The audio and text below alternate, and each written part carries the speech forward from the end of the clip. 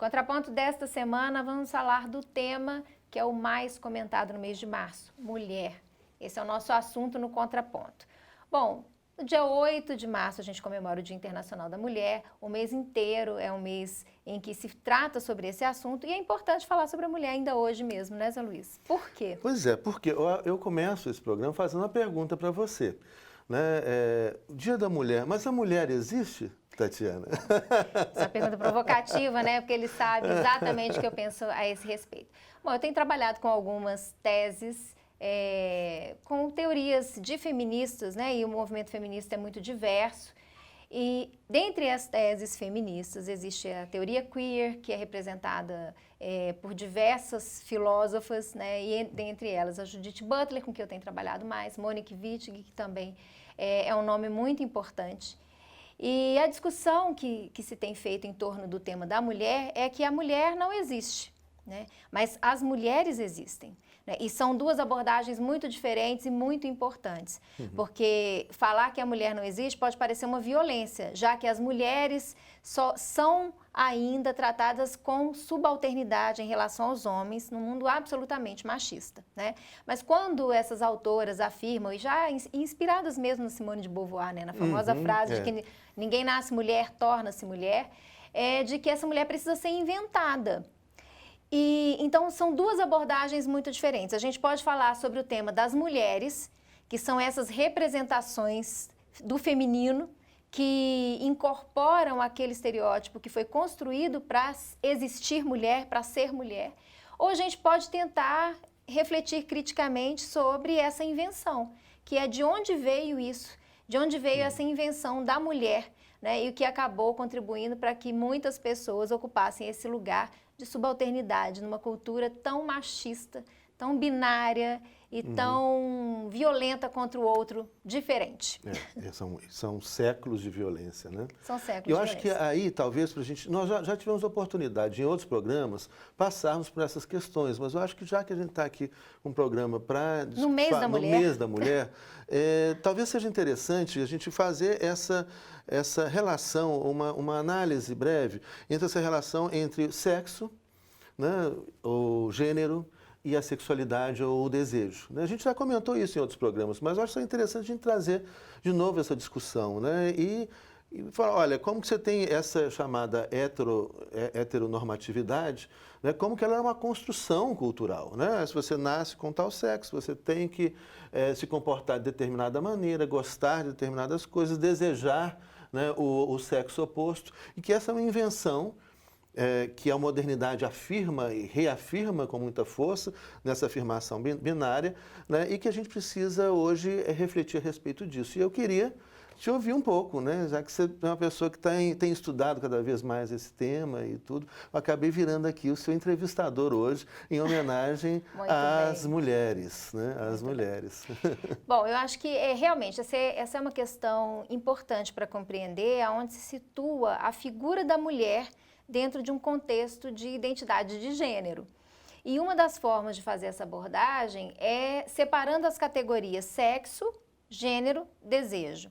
Onde sexo, dentro dessa lógica da nossa estrutura, porque a gente está querendo justamente desfazer dessa ideia binária. Mas na nossa sociedade, a gente categoriza, classifica as pessoas a partir da genitália ou do aparelho reprodutivo no nascimento.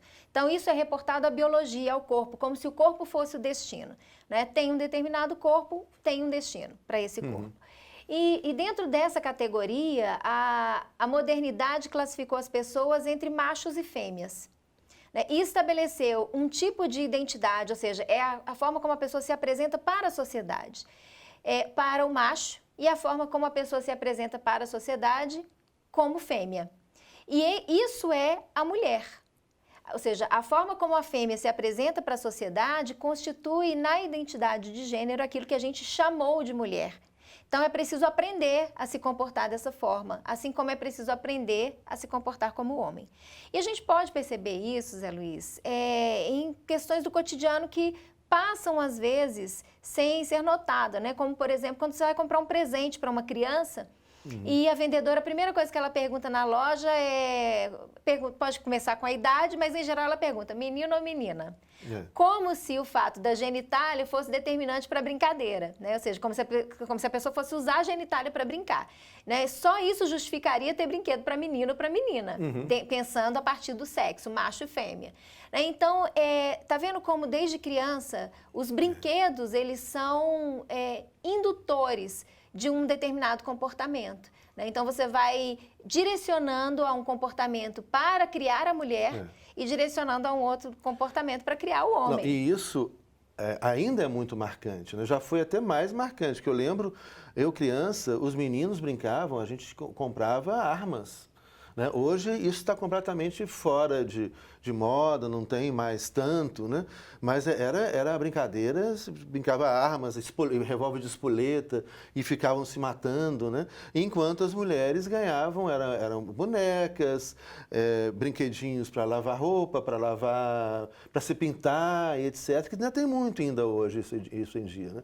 Então, mesmo uma reafirmação de um comportamento cultural destinado aos gêneros, né? O homem tem que ser o brigão, o que vai lá lutar, defender, etc.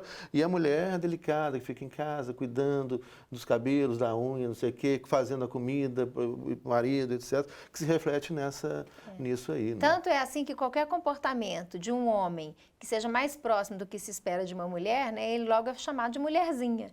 Né? E o pior é que ser considerado mulherzinha é uma ofensa. Ou seja, como se ser mulher fosse algo degradante. Né? Então, o homem, na verdade, não existiria uma relação de inferioridade, mas o homem é tido como o ser universal. E a mulher, alguma coisa criada, porque ela é diferente, ela é fora, ela é o outro. Né?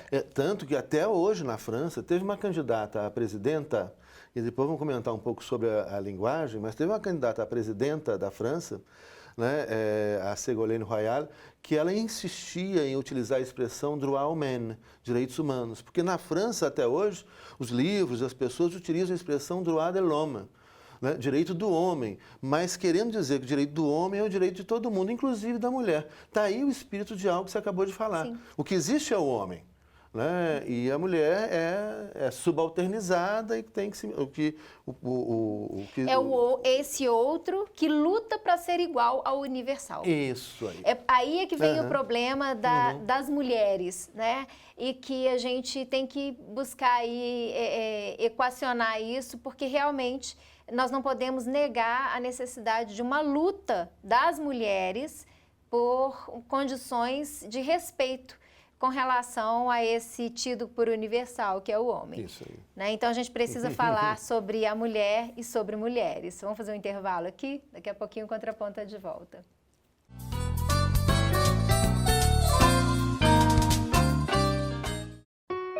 O Brasil é o país onde mais se mata no mundo. Esta violência vem crescendo. De 1980 a 2012, a taxa de homicídio aumentou 148,5%, totalizando mais de 1.200.000 vítimas. Os números da violência brasileira ultrapassam os de zonas de guerra. Cerca de 170.000 pessoas foram mortas nos 12 maiores conflitos mundiais entre 2004 e 2007. No Brasil, foram mais de 192.000 homicídios no mesmo período. Mas a violência não atinge toda a sociedade brasileira de maneira igual. Afeta principalmente os jovens de 15 a 29 anos, que em 2012 foram a maior parte dos mortos por homicídio. Os jovens correspondem a 26,9% da população brasileira.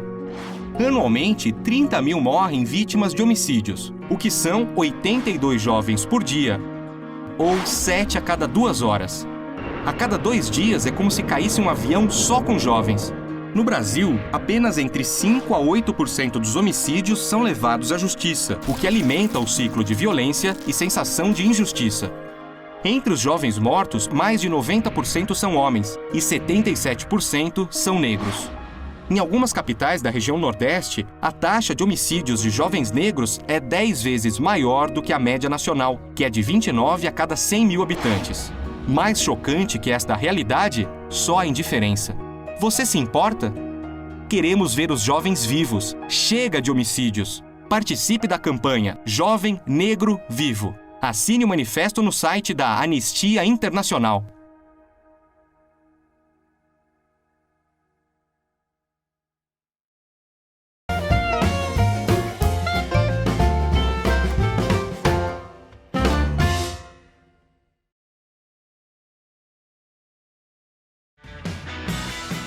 Venha gravar sua peça audiovisual na TVC Produções.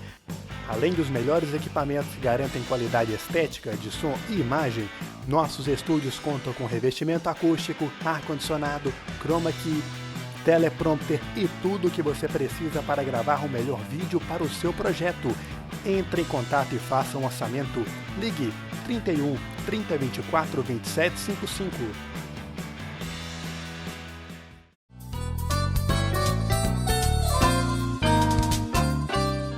No contraponto desta semana, estamos falando sobre a mulher e sobre mulheres. Na verdade, tentando desconstruir a ideia da mulher como uma categoria natural e falando sobre as mulheres como um resultado de uma cultura, de uma sociedade e que ainda precisa conquistar muito para ser respeitada, né, como um grupo de pessoas. Bom, a gente falava aqui no primeiro bloco, Zé Luiz, sobre a diferença entre sexo, gênero e desejo, que são categorias, né, hoje bem representativas de manifestações diferentes do ser. E a gente deixou de falar do desejo, depois eu acho que a gente pode ir para a linguagem aí, eu quero te ouvir também. Sim. Então, bom, falamos que sexo, né, corresponde à diferença biológica do corpo, né, de gênero... aparelho reprodutivo. E gênero está relacionado com a forma como as pessoas se apresentam socialmente. E aí eles como se vestem, se comportam, agem, andam, correm, né? Isso. E aí eles são representados por homem e mulher. E a terceira categoria é a categoria do desejo, que muitas vezes é confundida com essas outras, né? Como se um homem, para desejar outro homem, precisasse tornar uma mulher. Que na verdade está falando de outra categoria, que é a de identidade de gênero. Então, é possível ter desejo por um homem, sendo um homem, e é possível ter desejo por uma mulher, sendo uma mulher. Né? E é possível ter desejos distintos em momentos distintos, diante de pessoas distintas. E até é possível não ser nem homem nem mulher. Também. Né? Que aí vai a teoria queer, ou como é possível ser diversas outras coisas, né? Numa enorme experiências, vivências de gêneros distintos que cada vez a gente conhece mais, né? Em resumo, assim, o que a gente está colocando para o nosso telespectador é a riqueza que existe por detrás dessas manifestações e que elas podem, o aprisionamento em categorias pode ser muito violento. Sofrerem, é violento, né? E pode ser, como você diz, pode ser muito violento. De querer achar que as pessoas, essa coisa binária, essa lógica binária que não cabe nem dentro da biologia. Né? Quanto mais dentro do desejo, da vida, da sociedade, da história das pessoas e das sociedades, etc. Então isso é muito interessante. Eu lia ontem, eu estava lendo uma reportagem tão interessante sobre os curdos. E a experiência curda de resistência contra a opressão, né? O curdo é um povo sem Estado hoje, parte deles estão no Iraque, parte está na Turquia, parte está no Irã, né? Mas que existe hoje um exército de mulheres curdas que venceu o Estado Islâmico. E aí aparecem lá as mulheres armadas lutando e elas botaram aqueles machistas fundamentalistas do Estado Islâmico para correr.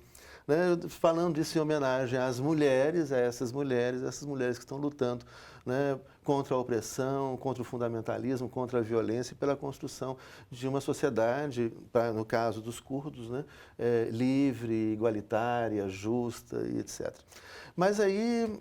Isso me lembra, Zé Luiz, uma propaganda de uma empresa de cosmético que fez esse jogo com a linguagem também e com esse estereótipo da mulher, perguntando para alguns jovens, né, tanto homens quanto mulheres, como que uma mulher se comporta, como que uma mulher corre, como uma mulher joga, como uma mulher luta.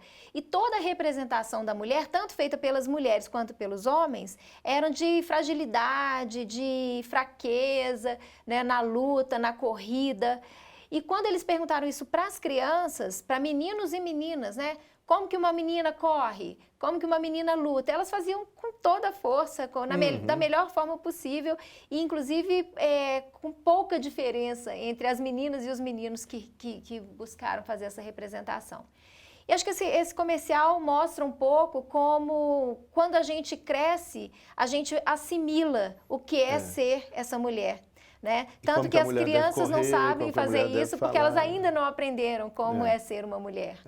Isso é Simone de Beauvoir, né? Total. Isso é Simone de Beauvoir. E aí uma coisa que eu acho que a gente precisa comentar antes é a questão da gramática, né? Como que a modernidade, a invenção da gramática oficial, do idioma oficial, a primeira gramática normativa da história, que foi apropriada pelo nascente Estado espanhol, é a gramática normativa do castelhano, que se torna a língua oficial da Espanha nascente, e aí o Estado começa a dizer qual é o significado das palavras, como que a gente deve falar, como deve montar a frase, como deve conjugar os verbos, isso tudo se torna... E aí começa uma invenção também limitativa, a linguagem limita, entre como é certo falar e como é errado falar. E aí apenas um exemplo para o telespectador pensar de como que a linguagem nos aprisiona, essa linguagem normativa estatal nos aprisiona, oficial, né? Se a gente pensar, por exemplo, na língua portuguesa. Primeiro, a gente não tem recurso para falar além do binário. É o masculino e o feminino. Eles, elas, ela, ele. Não tem como se referir aos outros gêneros, né? E aí, hoje se tem utilizado para escrever o X no lugar do... E a gente generifica as coisas, né? E isso a televisão, o aparelho, o tênis, a blusa. Então, assim, a gente generifica, inclusive, os objetos. Né? E isso, obviamente, tem uma repercussão na compreensão do próprio mundo, né? Do que é mais importante e menos importante. E quando vai para o plural, se tiver, por exemplo, numa sala, nessa sala que estivesse aqui umas 20 mulheres e um homem, a gramática portuguesa nos diria para falar como? Eles estão no estúdio. Né? Vai para o masculino. E pior ainda quando tem um animal. Né? Se o animal for macho... Se o animal for macho, são eles. Uma mulher vindo com o cachorro, eles estão vindo. Né? Então, o sexo, né, o macho, predomina, inclusive, dos animais sobre os seres humanos. E as pessoas podem achar que... é a força o machismo, desse machismo. Da gramática. E pode achar, aí isso passa despercebido de uma criança que está hoje estudando isso, a gramática portuguesa numa escola. Não é só a gramática portuguesa, não. Vários outros idiomas são machistas, os idiomas modernos são machistas. Né? É claro que isso não passa despercebido da cabeça dessa criança. É claro que a mensagem que está ali embutida e repetida diariamente vai ficar dentro da cabeça dessa criança, de que a mulher vale menos do que o homem, né? E que aí decorre a perpetuação de violências mil.